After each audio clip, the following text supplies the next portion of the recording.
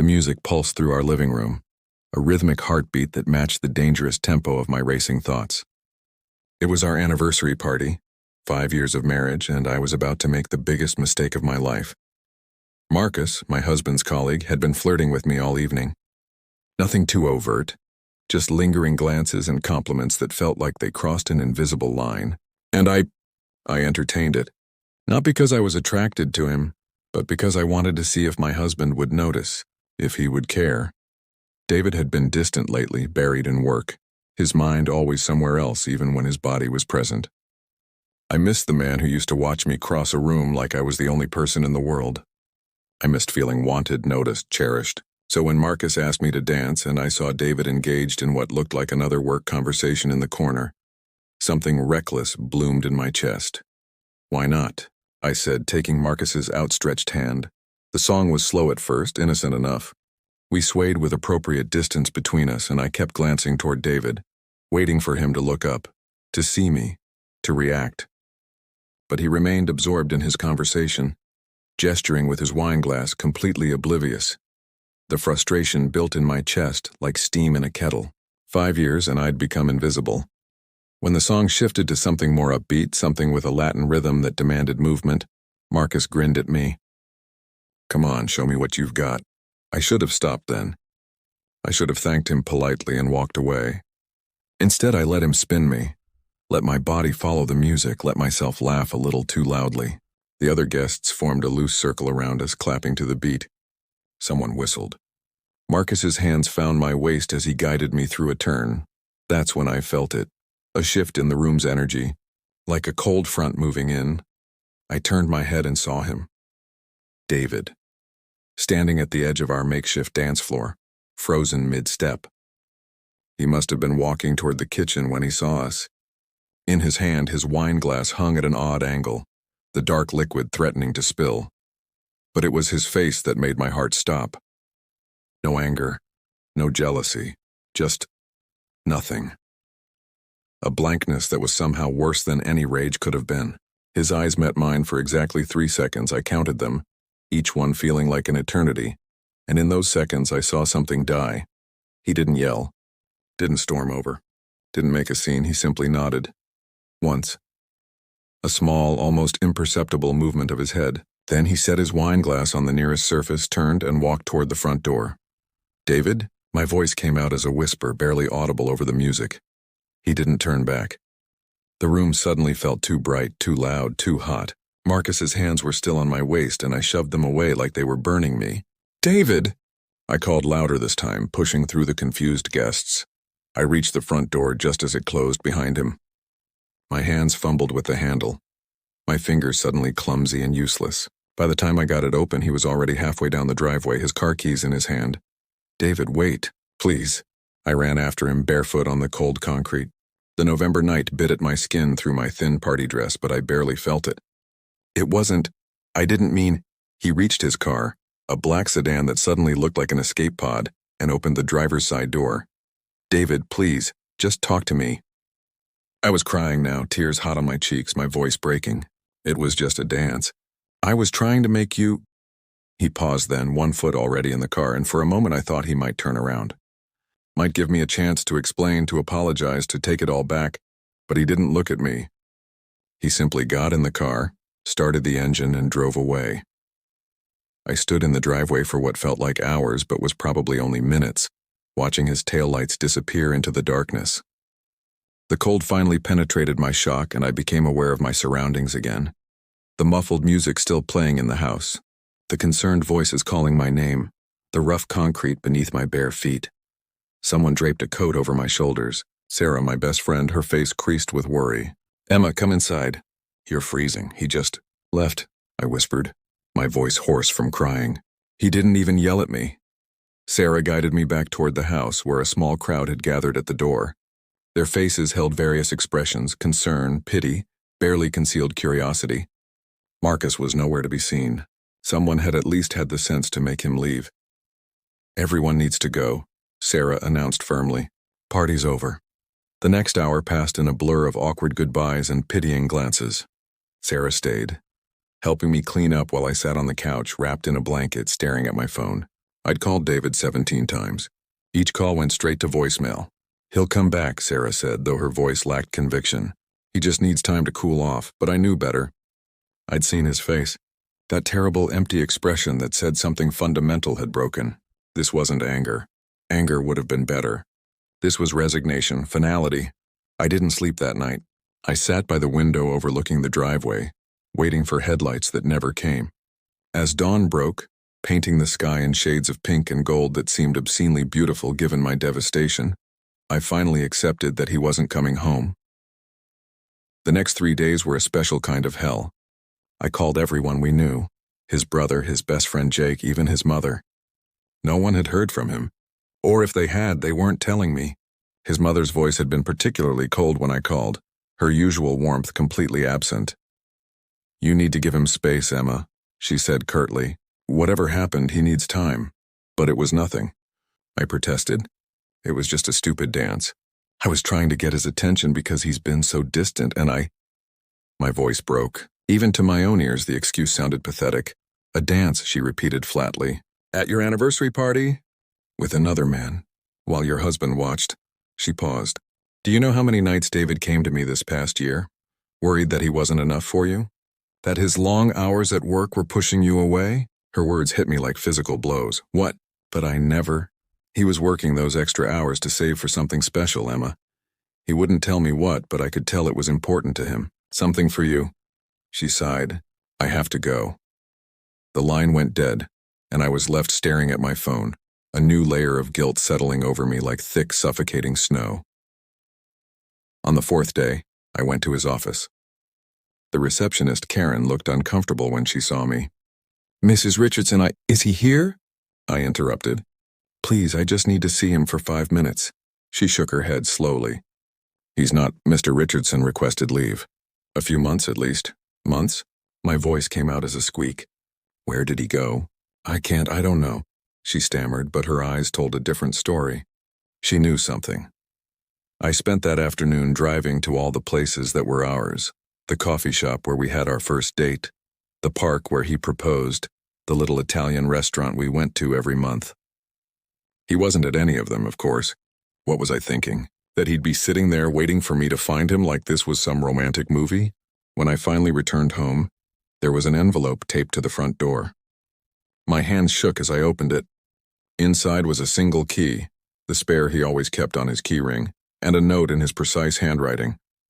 "I'll have someone collect my things next week. Please don't be there. I can't see you right now. Maybe not ever." Dawu, the lawyer's office, was sterile and cold, with abstract art on the walls that looked like visual representations of my crumbling marriage. I sat across from David's attorney, not David himself, of course, because apparently I didn't even deserve a face-to-face conversation, and tried to understand the words being spoken to me. "Mr. Richardson is requesting an uncontested divorce," the lawyer, a severe woman named Patricia Chen, explained. Her voice was professional but not unkind. "He's willing to let you keep the house and is asking for minimal property division. He just wants this to be clean. Clean. As if 5 years of marriage could be wiped away like a stain on a counter." "Where is he?" I asked, my voice barely above a whisper. It had been 2 weeks since the party, and I still hadn't seen him or heard his voice. "Please, I just need to talk to him." "To explain." "Mrs. Richardson," Patricia interrupted gently, "my client has been very clear about his wishes. He doesn't want contact right now." But it was just a dance. The words burst out of me, desperate and raw. I wasn't cheating. I wasn't trying to hurt him. I was stupid and thoughtless, and I made a terrible mistake, but doesn't our marriage mean more than one stupid moment? Patricia's expression softened slightly. "May I speak off the record for a moment?" She waited for my nod before continuing. "I've handled a lot of divorces. Most of them involve screaming matches, affairs, years of built-up resentments. This one," she paused, "your husband came to me and said he needed to protect himself. Those were his exact words. Not that he was angry. Not that he wanted revenge. He said he needed to protect himself from more pain." The implication hung in the air like smoke, that I was the source of pain he needed protection from. "I found something," I said suddenly, "in his office when his brother came to collect his things. I wasn't supposed to see it, but there was a folder left open on his desk. I pulled out my phone and showed Patricia the photo I'd taken. It was a receipt from a jewelry store. Not just any jewelry. A custom-designed platinum band studded with small diamonds set in the pattern of our wedding constellation. The price made my breath catch even now. Attached to the receipt was a reservation confirmation for a luxury resort in Santorini, the place I'd dreamed of visiting since I was a little girl. He'd been planning something magnificent for our anniversary. And instead, he'd walked into a party celebrating our love and found me in another man's arms. Patricia looked at the photo for a long moment. He never mentioned this. He was working all those extra hours to pay for it, I continued, my voice breaking. I thought he was pulling away from me, that he didn't care anymore. But he was working himself to exhaustion to give me something special, and I couldn't finish the sentence. Mrs. Richardson, even knowing this, my client's position hasn't changed. He's made up his mind. After the meeting, I sat in my car in the parking garage for an hour, crying until I had no tears left. Then I did something I probably shouldn't have. I called Jake, David's best friend since college. Emma. His voice was cautious when he answered. Please, Jake. I know you know where he is. Just tell me that much. I won't go there. I won't try to contact him. I need to know he's okay. There was a long silence. Then he moved to Portland, across the country. A fresh start where nothing would remind him of me, of us, of what we'd had. Is he... I couldn't even formulate the question properly. He's surviving, Jake said carefully. Got a new job. Found an apartment. He's... Another pause. I've known David for 15 years. I've never seen him like this. It's like someone turned off a light inside him. I need to fix this, I whispered. I don't think you can. His words were brutal in their honesty. Look, I don't know exactly what happened at that party. David won't talk about it, not really. But whatever he saw, whatever he felt in that moment, it broke something in him. You know how he is. He doesn't trust easily. When he loves completely. And when that trust breaks, and it was just a dance, Jake, was it though? His question wasn't accusatory, just thoughtful. David told me once that he'd been feeling you drift away for months. That you seemed disappointed in him somehow. Is that true? Jake's question haunted me long after we hung up. Was it true? Had I been drifting away? I spent the next several days doing something I should have done months ago.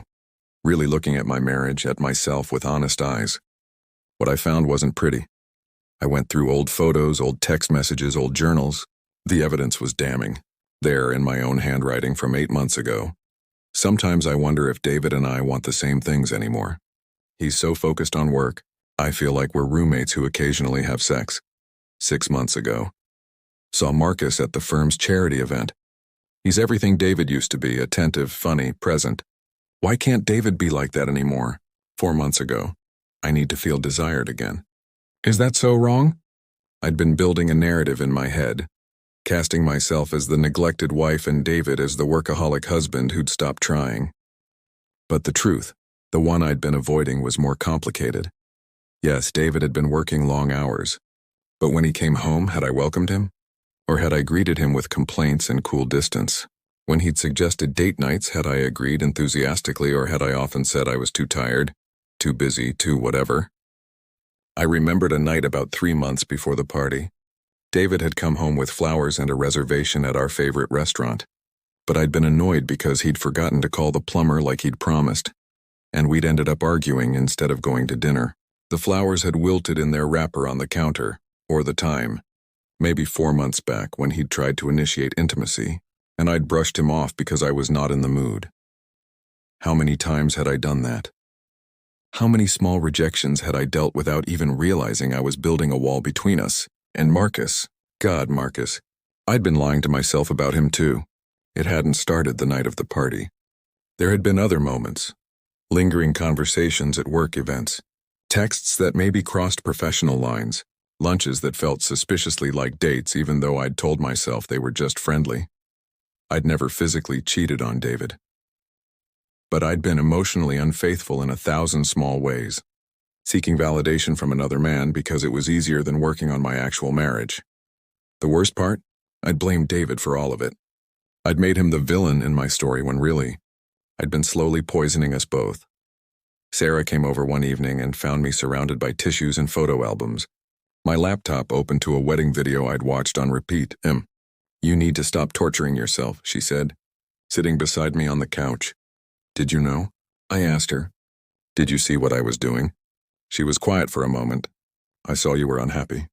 But I also saw David trying. You couldn't see it anymore. Why didn't you say something? Would you have listened? She squeezed my hand. You were so convinced that he didn't care, that your marriage was dying. Nothing I said would have changed your mind. You had to figure it out yourself. But I'd figured it out too late.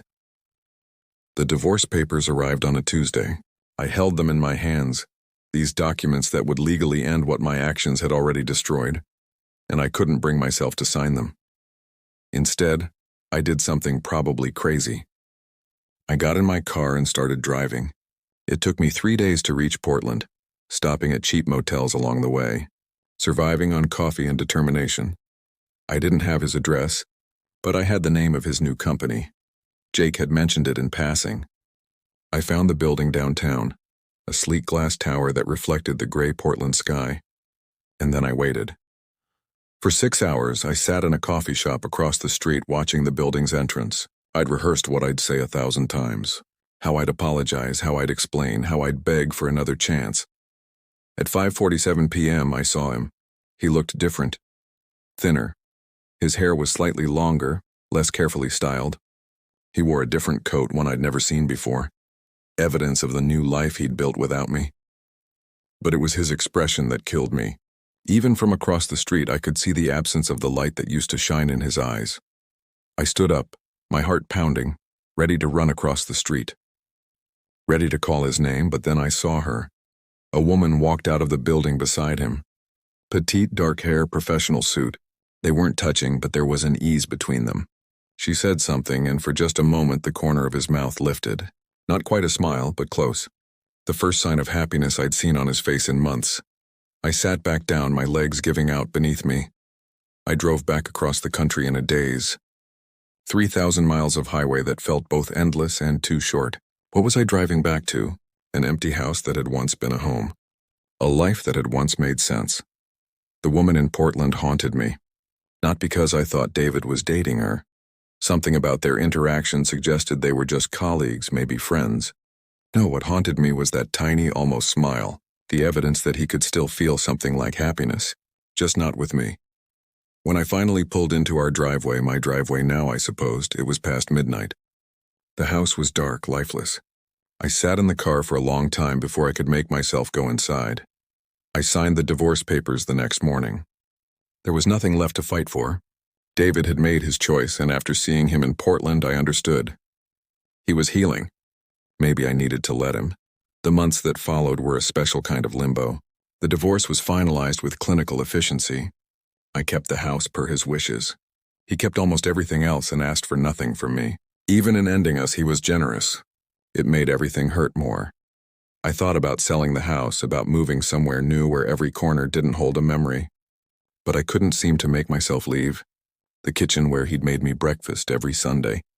The living room where we'd danced to no music at all. The bedroom where we'd planned our future. The living room especially had become a monument to my mistake. I'd removed all evidence of the party. The furniture had been rearranged, the carpet cleaned, the wall repainted, but I could still see it all. Marcus's hands on my waist. The circle of onlookers. David's face empty of everything except the end of us. I started therapy. Dr. Morrison was patient as I talked in circles, trying to make sense of how I'd destroyed the best thing in my life. You made a mistake, she said during one session, maybe 6 months after the divorce was final, a significant one. But Emma, the dance wasn't the real problem. It was the symptom. What do you mean? You and David had been growing apart for a long time. You stopped communicating. You stopped being vulnerable with each other. The dance was just the moment when all those accumulated failures became visible. So it's not my fault? I asked, hating the hope in my voice. It's not about fault, she corrected gently. Marriage takes 2 people, but you have to own your part. You sought validation elsewhere instead of fighting for your relationship. You let resentment build instead of addressing problems. And yes, you made a choice that night that devastated your husband. A year after the divorce, I ran into Jake at a grocery store. My heart leapt at the sight of him, desperate for any connection to David. "Emma," he said, his voice warm but sad. "How are you?" "Surviving?" I echoed the word he'd once used about David. "How is he?" Jake hesitated. "He's okay." "Better than he was. Is there someone?" I had to know, even though the answer would kill me. "No," Jake said. "He dates occasionally, but nothing serious." He paused. "I think you really did a number on him, Em. He doesn't trust the same way anymore." Guilt washed over me, fresh and sharp as ever. "I ruined him." "No," Jake said firmly. "You hurt him. There's a difference. He's healing. It just takes time. Does he ever—" I couldn't finish the question. "Ask about you?" Jake's expression was kind. "Sometimes. He wants you to be happy, Em. He's not angry anymore, just sad about how it all ended." Sad. We were both just infinitely sad. 2 years after that night, I still live in this house. I've dated a few men, half-hearted attempts at moving forward. None of them lasted more than a few weeks. How could they? I'm still in love with a ghost. The house is emptier now. I've removed most of David's things, donated what he didn't take. But there are still traces everywhere if you know where to look. The spot on the hardwood where he dropped a hammer while building our bookshelf. The paint color in the bedroom that we debated for weeks before finally agreeing. The garden he planted that I've somehow managed to keep alive. Sometimes late at night I stand in the living room, that cursed living room, and I let myself remember. Not the dance, not that horrible moment, but everything that came before. The way he'd pull me close while we watched movies. The sound of his laugh. The feeling of being so completely loved that the rest of the world faded away. I've learned to live with the loss, the same way you learn to live with a chronic pain. It becomes part of you, background noise that never quite stops. People tell me I should move on, that I should forgive myself, that I was young and made a mistake, but they don't understand. It wasn't just one mistake. It was 1,000 small betrayals that built to one catastrophic moment. It was taking for granted the one person who loved me unconditionally, until his love had conditions I'd already violated. Last week I heard through mutual friends that David got engaged. To someone in Portland, someone he'd met through work. I should feel devastated, but mostly I feel numb, and maybe a little relieved. He deserves happiness even if it's not with me.